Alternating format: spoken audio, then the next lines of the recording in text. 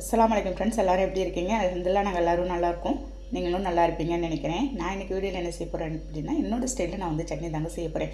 தினமும் என்ன சட்னி செய்யுதுன்னு ஒரே குழப்பமாக இருக்கா. இந்த மாதிரி சட்னி ஒரு டைம் செஞ்சு பாருங்கள். இப்போ வாங்க அது எப்படி செய்யலாம்னு பார்க்கலாம். வீடியோக்குள்ளே போகிறதுக்கு முன்னாடி அப்படியே நம்ம சேனல் மும்தாஜ் கிச்சனை சப்ஸ்கிரைப் பண்ணிவிட்டு அப்படியே பக்கத்துக்கு பெல் ஐகானை கிளிக் பண்ணிடுங்க. அப்போ தான் நான் போடுற வீடியோ உங்களுக்கு உடனே வருங்க. அது ஃபஸ்ட்டு ஸ்டவ்வில் ஒரு பேன் வச்சுருக்கேங்க.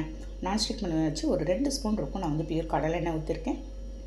எண்ணெய் நல்லா ஹீட் ஆகட்டுங்க. ஹீட் ஆனது 1 ஸ்பூன் இருக்குங்க. வெள்ளை உளுந்து எடுத்து நம்ம வந்து லைட்டாக வாசனை வரைக்கும் ரோஸ்ட் பண்ணி நம்ம அதை எடுத்துகிட்டு போகிறோம். நீங்கள் உளுந்து சேர்த்து செய்யும்போது நல்ல ஒரு ஃப்ளேவரே செம்மையாக இருக்குங்க. உங்களுக்கு வந்து கருக விட்றாத நல்ல ஒரு பொன்னிறமாக வாசனை வர வரைக்கும் நம்ம வறுத்து எடுத்து ஒரு பிளேட்டில் ஆற வச்சிடலாம். நெக்ஸ்ட்டு அதே பேனில் ஒரு 2 கைப்பிடி அளவுக்கு நான் வந்து வெங்காயம் போட்டிருக்கேங்க. இது ஒரு மீடியம் சைஸ் வெங்காயம், ஒரு 3 வெங்காயம் தான் இருக்கும். உங்கள் வீட்டில் எத்தனை நபர்கள் இருக்காங்களோ அதுக்கு தகுந்த மாதிரி நீங்கள் வந்து வெங்காயத்தை ஆட் பண்ணிக்கோங்க. பாருங்கள், போட்டுட்டேன். ஒரு சின்ன துண்டு இஞ்சி போட்டிருக்கேன். ஒரு 4 பூண்டு பல், 4 பச்சை மிளகாய் நான் வந்து கீரி போட்டிருக்கேங்க. போட்டு இதை ஃபஸ்ட்டு அந்த எண்ணெயில் நல்லா வதக்கிடலாம். நம்ம இந்த வெங்காயம் வந்து உங்களுக்கு ப்ரௌன் ஆகணுங்க, அந்த அளவுக்கு நம்ம வதக்கிடணும். அவ்வளோதாங்க. இதையே எடுத்து நான் வந்து ஆற வச்சுட்டு போகிறேன். இது அப்படியே இருக்கட்டும். நல்லா ஆறினதும் ஒரு மிக்ஸி ஜாரில் நம்ம இதை வந்து சேர்த்துடலாம். வெங்காயம் உங்களுக்கு இந்த அளவுக்கு வதங்கினாதாங்க உங்களுக்கு டேஸ்ட்டு நல்லாயிருக்கும்.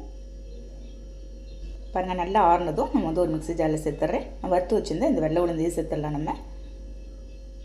நெக்ஸ்ட்டு அதிலே ஒரு கப்பு இருக்குங்க. நான் வந்து பொட்டுக்கடலை போட்டிருக்கேன். பாருங்கள், ஒரு அரை கப்பு நான் வந்து வேர்க்கடலை சேர்த்துடலாம் நம்ம. அதுலேயே ஃப்ரெஷ்ஷான ஒரு மல்லியில் கொஞ்சமாக போட்டு ஒரு 1.5 ஸ்பூன் இருக்கும் தூள் உப்பு போட்டிருக்கேங்க. தேவையான அளவு தண்ணி ஊற்றி ஒரு திக்கான கன்சிஸ்டன்ஸுக்கு நான் வந்து அரைச்சி எடுத்துகிட்டு வந்துட போகிறேங்க. அவ்வளோ சூப்பராக இருந்ததுங்க. நம்ம நார்மலாக செய்கிற சட்னியோட இது அவ்வளோ தூரம் டேஸ்ட்டாக இருந்துச்சு. கூட 2 இட்லி நீங்கள் சாப்பிட்லாம். அவ்வளோ தூரம் சூப்பராக இருக்கும். பாருங்கள், இந்த மாதிரி ஒரு திக்கான கன்சிஸ்டன்ஸுக்கு அரைச்சிக்கணும். பாருங்கள், டேஸ்ட்டும் அவ்வளோ தூரம் சூப்பராக இருக்குது. இது அப்படியே ஒரு பவுலில் எடுத்து ட்ரான்ஸ்ஃபர் பண்ணி நான் மிக்ஸி ஜார் தண்ணி மட்டும் ஊற்றிடுறேன். ஊற்றிட்டு நம்ம திக்காக செஞ்சிடலாம் அந்த சட்னியை. பாருங்கள், இந்த அளவுக்கு இருந்தால் தான் உங்களுக்கு நல்லாயிருக்கும் டேஸ்ட்டு. எல்லாத்தையும் மிக்ஸ் பண்ணி விட்டு ஃபைனலாக நான் வந்து தாளிப்பு தாங்க இப்போ வந்து பார்க்க போகிறோம். ஃப்ரெஷ்ஷான கருவேப்பிலை கொஞ்சோன்னு போட்டுடுறேன் இதில் வாசனைக்கோசரம். அதே பேனில் ஒரு 2 ஸ்பூன் நான் வந்து எண்ணெய் ஊற்றிருக்கேங்க. 1 ஸ்பூன் கடுகுத்தப்பருப்பு கருவேப்பிலை போட்டு நார்மலாக நம்ம எப்பயும் தாளித்து ஊற்றுற மாதிரி ஊற்றிடலாம். இப்போ செம கமன்னு வாசனையாக இருக்குது ஃப்ரெண்ட்ஸ் இந்த சட்னி. பாருங்கள், இன்றைக்கி வந்து நான் ஒரு முறு நல்ல ஒரு கிறிஸ்பியான தோசை தாங்க சுட்டிருக்கேன்.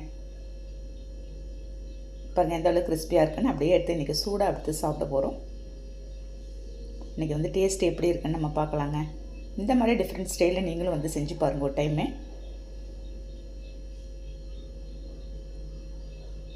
சான்ஸே இல்லை ஃப்ரெண்ட்ஸ், அவ்வளோ தூரம் அருமையான டேஸ்ட்டில் இருக்குது. ஓகே, நீங்களும் இந்த மாதிரி ஒரு டைம் ட்ரை பண்ணி பார்த்துட்டு எனக்கு கண்டிப்பாக கமெண்ட் பண்ணுங்கள். வீடியோ பிடிச்சிருந்தால் லைக் பண்ணிவிட்டு ஷேர் பண்ணுங்கள். மறக்காமல் சப்ஸ்கிரைப் பண்ணிவிடுங்க. நெக்ஸ்ட் வீடியோவில் பார்க்கலாம். Okay, thank you, by.